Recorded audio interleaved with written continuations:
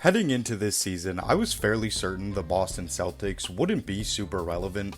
A combination of losing Jason Tatum to an Achilles injury in May, all but guaranteeing he'd be absent from their campaign this year, and the untimely loss of some vital rotation players like Drew Holiday and Kristaps Porzingis had me and many others thinking Boston wouldn't be particularly competitive. And to start the season, that was pretty accurate.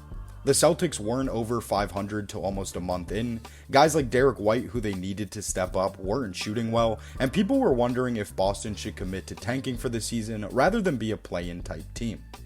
But then, steadily, the Celtics started to find their rhythm.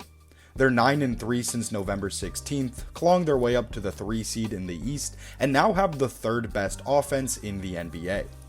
This is despite the fact that they have the slowest pace in the league, are 24th in transition offense, and 14th in transition frequency. While Boston has Jaylen Brown, who's playing the best basketball of his career and we'll get to later in this video, the Celtics do lack that superstar offensive engine in the absence of Jason Tatum, and are mostly producing their offense in the aggregate. Teams that score by committee and lack that tier 1 offensive star are usually young, hyper-athletic, and are able to get out and transition a bunch where the buckets just come easier against unset defenses.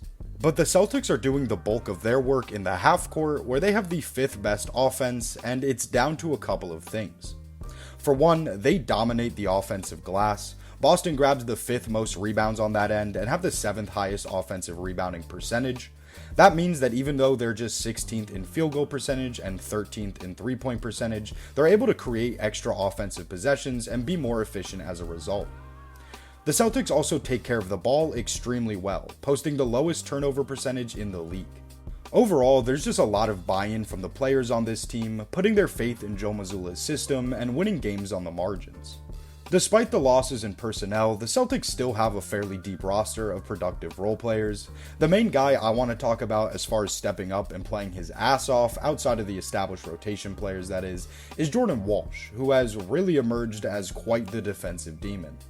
There was a graphic shown during a Celtics game the other day which captured some of the defensive performances Walsh has put on against some elite on-ball players. In 111 possessions guarding Austin Reeves, Karl Anthony Towns, Donovan Mitchell, and Cade Cunningham, Jordan Walsh held them collectively to just 3 of 21 shooting.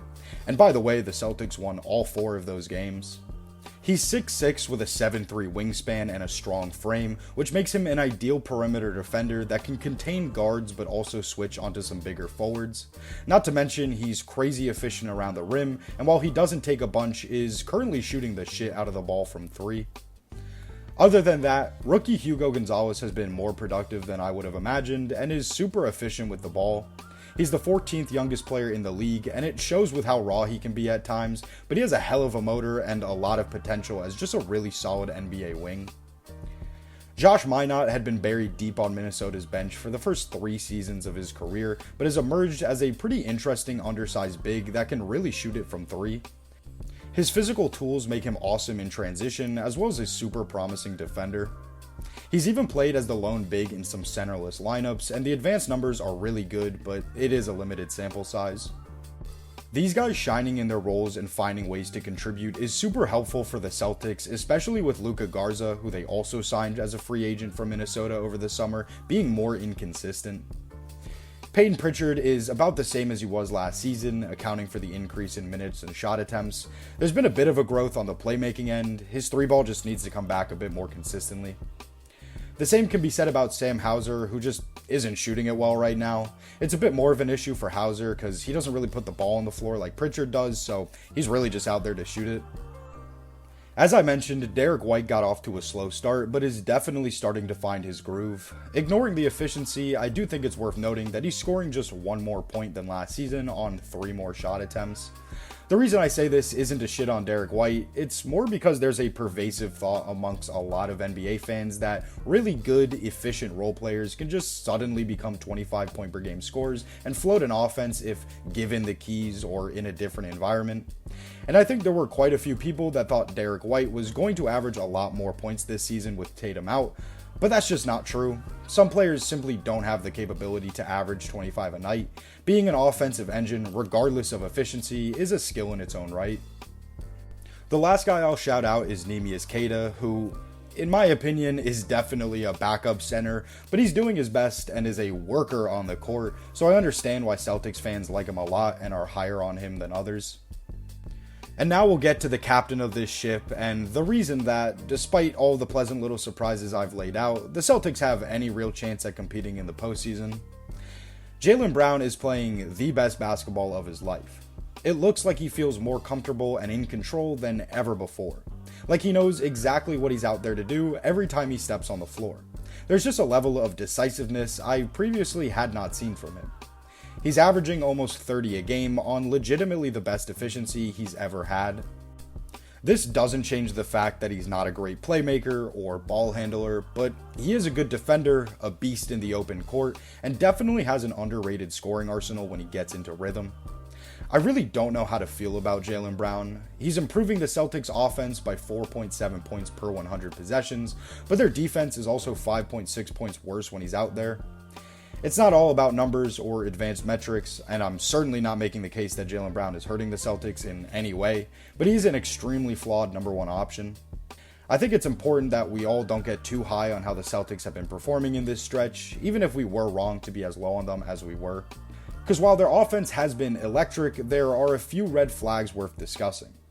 The Celtics are taking the third most threes per game, which isn't much of a surprise. A heavy reliance on three-point shooting has been a staple of this team's identity for a handful of years now, but they're currently taking the fewest shots in the league within 5 feet of the basket.